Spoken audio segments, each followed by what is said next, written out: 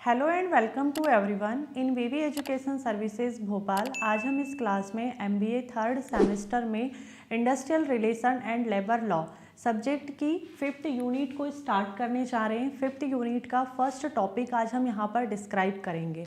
तो 5th unit का last unit है हमारी। ये लास्ट यूनिट का जो फर्स्ट टॉपिक है वो है इंट्रोडक्शन ऑफ लेबर लॉ।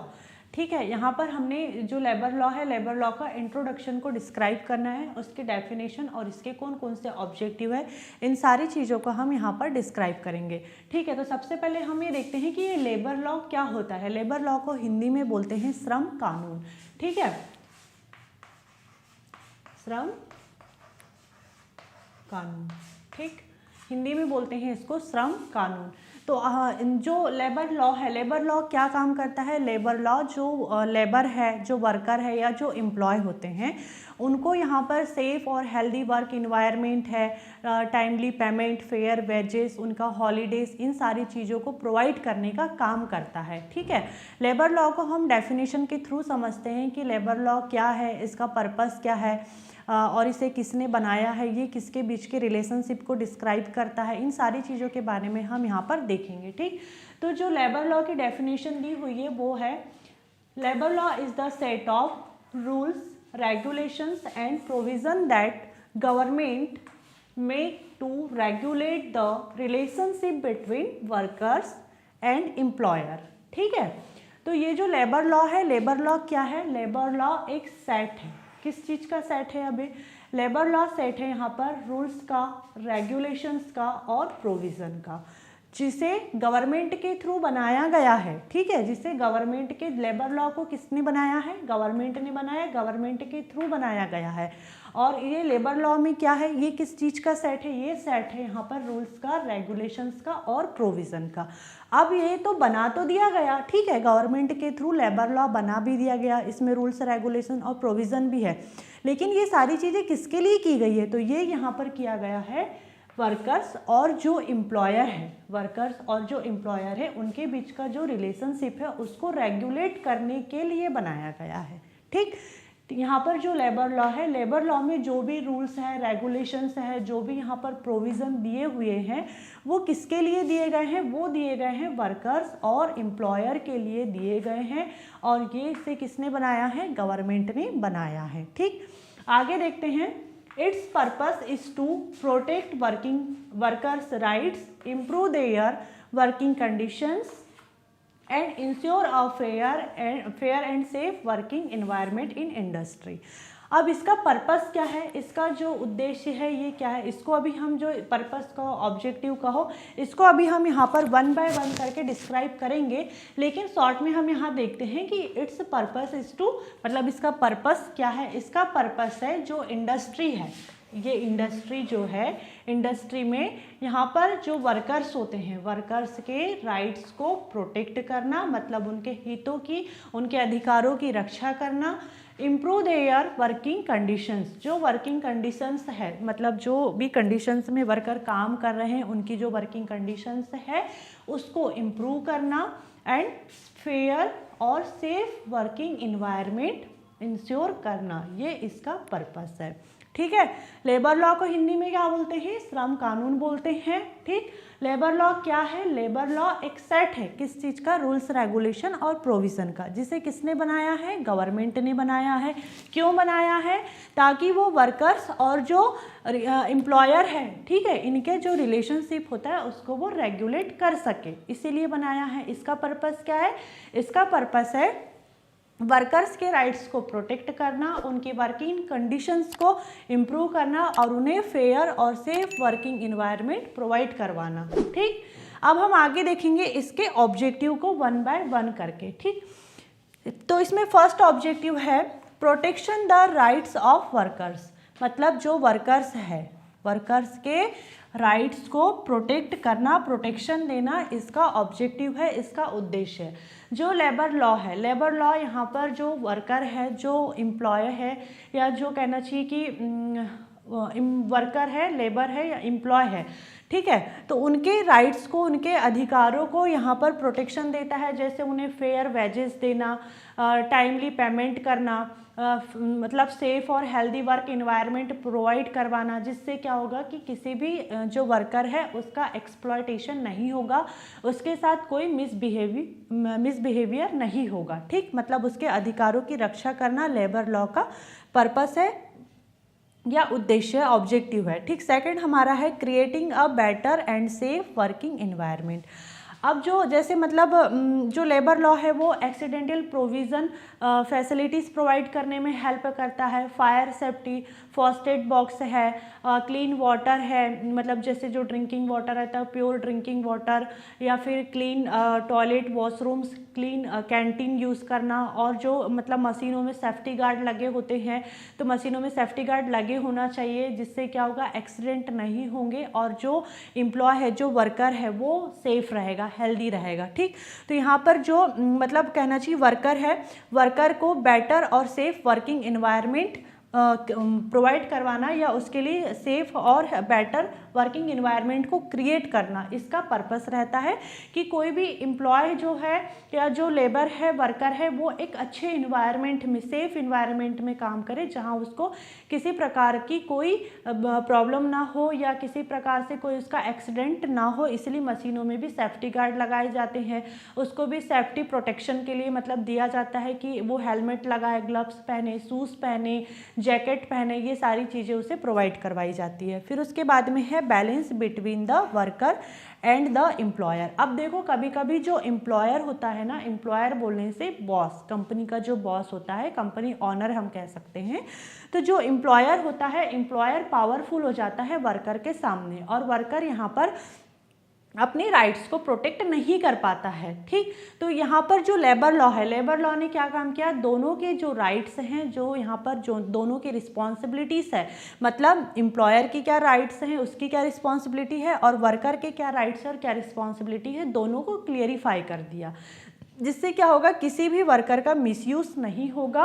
और यहाँ पर इस जो वर्कर है, वर्कर के और एम्प्लॉयर दोनों के इंटरेस्ट को प्रोटेक्ट भी किया जाएगा। किसके थ्रू हो रही है ये सारी चीज़ें, लेबर लॉ के थ्रू हो रही है। ठीक, फिर उसके बाद में है fixing working hours, holidays and working conditions. अब यहाँ पर जो लेबर लॉ है, लेबर लॉ ने जो वर्कर है उसके लिए वर्किंग आवर को फिक्स कर दिया, हॉलीडेज फिक्स कर दिया और उनकी वर्किंग कंडीशंस को भी फिक्स कर दिया। कैसे फिक्स किया, अब यहाँ पर जो वर्किंग आवर्स है, मतलब कोई भी एम्प्लॉय या जो लेबर है, लेबर यहाँ पर डे 8 घंटे ही काम करेगा, उससे ज़्यादा काम नहीं करेगा, या वीकली अगर देखा जाए तो 48 आवर्स काम करने की परमिशन देता है लेबर लॉ। ओवर टाइम अगर करता है तो उसे डबल पेमेंट दिया जाएगा। हॉलीडे कैसे देना है, ये सारी चीज़ों को लेबर लॉ में बताया गया है। वर्किंग कंडीशन सेफ होनी चाहिए उसकी, जैसे यहाँ पर जैसे जो मशीन है, मशीनों में सेफ्टी गार्ड लगे होना चाहिए। फैक्ट्री या ऑर्गेनाइजेशन है या कोई कंपनी है, वहाँ पर प्रॉपर वेंटिलेशंस होनी चाहिए। ठीक है, वेंटिलेशंस होनी चाहिए, प्रॉपर फर्नीचर होनी चाहिए, सारी चीज़ों की फैसिलिटी उसे अवेलेबल होना चाहिए। प्रॉपर लाइट, बहुत कम लाइट, बहुत ज़्यादा भी लाइट नहीं होना चाहिए। एक लाइट को मेंटेन करके रखना, जिससे उसकी आंखों पर कोई नेगेटिव इफेक्ट ना पड़े। क्लीन वाटर की फैसिलिटी, सारी चीज़ों को देखा जाता है। तो इस तरीके से लेबर लॉ ने यहाँ पर क्या काम किया, वर्किंग आवर्स को भी फिक्स किया, हॉलीडेज़ को भी, और वर्किंग कंडीशंस को भी फिक्स किया कि अगर वर्कर काम कर रहा है तो उसकी वर्किंग कंडीशन सेफ होनी चाहिए, अच्छी होना चाहिए। फिर उसके बाद में है प्रोवाइडिंग सोशल सिक्योरिटी। अब यहाँ पर देखो मैंने सोशल सिक्योरिटी को 4th यूनिट में पढ़ाया, ये तो 5th यूनिट में है। मैंने 4th यूनिट में प्रॉपर एक सोशल सिक्योरिटी टॉपिक दिया है, उसको बहुत अच्छे से मैंने पढ़ाई हूँ, तो आप उस वीडियो को एक बार ज़रूर देखना। उस टॉपिक में आपको सारी चीज़ें, मतलब मैंने जो सोशल सिक्योरिटी पढ़ाई हूँ उसमें आपको प्रॉपर एक लेबर को या वर्कर को कौन कौन सी सोशल सिक्योरिटी प्रोवाइड होती है, वो सारी चीज़ों के बारे में मैंने उसमें बहुत अच्छे से पढ़ाई हूँ। अभी हम यहाँ देखते हैं प्रोवाइडिंग सोशल सिक्योरिटी। अब देखो जो लेबर लॉ है, लेबर लॉ यहाँ पर जो मतलब कहना चाहिए जो लेबर है, जो वर्कर है और उसकी जो फैमिली है, फैमिली को यहाँ पर जो भी मतलब प्रोटेक्शन मिलना चाहिए, प्रोटेक्शन के लिए जो भी पॉलिसीज़ बनाई जाती है उसको श्योर करने का काम करता है। जैसे मैंने आपको पढ़ाई थी ESI और EPF, ठीक है, इसके बारे में पढ़ाया था मैंने कि ESI का फुल फॉर्म क्या होता है, एम्प्लॉय स्टेट इंश्योरेंस, ठीक है, और इसका फुल फॉर्म होता है एम्प्लॉय प्रोवाइडेड फंड। अब यहाँ पर सोशल सिक्योरिटी कैसे प्रोवाइड हो रही है, तो जैसे यहाँ पर इंश्योरेंस एम्प्लॉय को इंश्योरेंस प्रोवाइड होता है, मतलब हेल्थ इंश्योरेंस प्रोवाइड होता है, उसे मेडिकल फैसिलिटी मिलती है और उसकी फैमिली को भी मेडिकल फैसिलिटी प्रोवाइड करवाई जाती है। यहाँ पर उसकी सैलरी से कुछ पैसा कटता है, जैसे हम बोलते हैं ना पीएफ कटता है, तो यहाँ पर एम्प्लॉय की सैलरी से कुछ पैसा कटता है, पीएफ कटता है, और उसको फिर यहाँ पर जो डिफ़िकल्ट टाइम रहता है, उसका डिफ़िकल्ट सिचुएशन अगर उसकी लाइफ में आती है तब उसे यहाँ पर फिर हेल्प होती है इससे। फिर ऐसे ही ग्रेजुएटी मिलती है, मैटरनिटी बेनिफिट्स मिलते हैं, पेंशन मिलती है। इससे क्या होता है कि जो वर्कर है और उसकी जो फैमिली है, दोनों को यहाँ पर फाइनेंशियल असिस्टेंस प्रोवाइड हो रहा है, इकोनॉमिक और सोशल सिक्योरिटी प्रोवाइड हो रही है डिफ़िकल्ट सिचुएशन में। ठीक, फिर उसके बाद में है preventing and resolving industrial dispute. ये आईडी का फुल फॉर्म है इंडस्ट्रियल डिस्प्यूट। ठीक, अब यहाँ पर देखो, जो जैसे मान लो कि एक ऑर्गेनाइजेशन है, ऑर्गेनाइजेशन में एम्प्लॉयर और जो एम्प्लॉय है, मतलब कहना चाहिए कि वर्कर और जो कंपनी का बॉस रहता है, दोनों के बीच में यहाँ पर इंडस्ट्रियल डिस्प्यूट क्रिएट हो सकते हैं, दोनों के बीच में झगड़े हो सकते हैं। तो जो लेबर लॉ है, लेबर लॉ ने यहाँ पर इसके सॉल्यूशन के लिए एक लीगल मेथड निकाला है कि जैसे मान लो कि वर्कर को कोई प्रॉब्लम क्रिएट होती है, तो वो ट्रेड यूनियन के थ्रू, मतलब ट्रेड यूनियन के थ्रू वो वर्कर्स ट्रेड यूनियन के थ्रू अपने कंपनी ऑनर से, अपने बॉस से निगोशिएशन कर सकता है, मीडिएशन कर सकता है, मतलब जो कॉन्सिलेशन ऑफिसर रहता है वो मीडिएशन का काम कर सकता है, और वर्कर अपनी प्रॉब्लम को लेबर कोर्ट तक भी ले जा सकते हैं ट्रेड यूनियन के थ्रू। अभी ट्रेड यूनियन क्या है, ट्रेड यूनियन एक्ट 1926 का है, और ट्रेड यूनियन के बारे में मैंने प्रॉपर टॉपिक पढ़ा दिए हैं, आप उसका भी वीडियो एक बार जरूर देखना, तो आपको सारी चीज़ें क्लियर हो जाएगी। ठीक, अब यहाँ पर जो मतलब इंडस्ट्रियल डिस्प्यूट हो रहे थे, इंडस्ट्रियल डिस्प्यूट को सॉल्व करने के लिए यहाँ पर लेबर लॉ ने क्या किया, एक लीगल मेथड निकाल दिया, ट्रेड यूनियन के थ्रू वर्कर अपनी प्रॉब्लम को जा कर के कंपनी ऑनर से मतलब निगोशिएशन कर सकता है, कॉन्सलेशन ऑफिसर मीडिएशन का काम कर सकता है, लेबर कोर्ट में जा कर के वर्कर अपनी प्रॉब्लम को सॉल्व कर सकता है। फिर उसके बाद में है, और देखो जब यहाँ पर वर्कर अपनी प्रॉब्लम का सॉल्यूशन निकालेगा तो क्या इंडस्ट्रियल डिस्प्यूट होंगे, क्या नहीं होंगे। फिर उसके बाद में है improve the standard of living of workers. अब यहाँ पर जो वर्कर्स है, वर्कर्स की स्टैंडर्ड ऑफ लिविंग मतलब उसका जो जीवन स्तर है उसको इम्प्रूव करना। अब यहाँ पर जो लेबर लॉ है, लेबर लॉ जो वर्कर्स है, वर्कर को, उसकी फैमिली को बेटर फैसिलिटी प्रोवाइड करता है। बेटर फैसिलिटी कैसे प्रोवाइड करता है, जैसे उसे मेडिकल फैसिलिटी प्रोवाइड करना, जो वर्कर है उसकी फैमिली को मेडिकल फैसिलिटी प्रोवाइड करता है, चाइल्ड एजुकेशन फैसिलिटी देता है, हाउस रेंट अलायंस देता है, ट्रैवल अलायंस देता है। तो इन सारी चीज़ों से क्या होता है कि उसका जो स्टैंडर्ड ऑफ लिविंग है, उसका जो जीवन स्तर है उसमें इम्प्रूवमेंट आता है, जिससे क्या होता है कि वर्कर को और उसकी फैमिली को सेफ, हेल्दी और रिस्पेक्टेबल फील होता है। ठीक, फिर उसके बाद में है to increase industrial peace and productivity.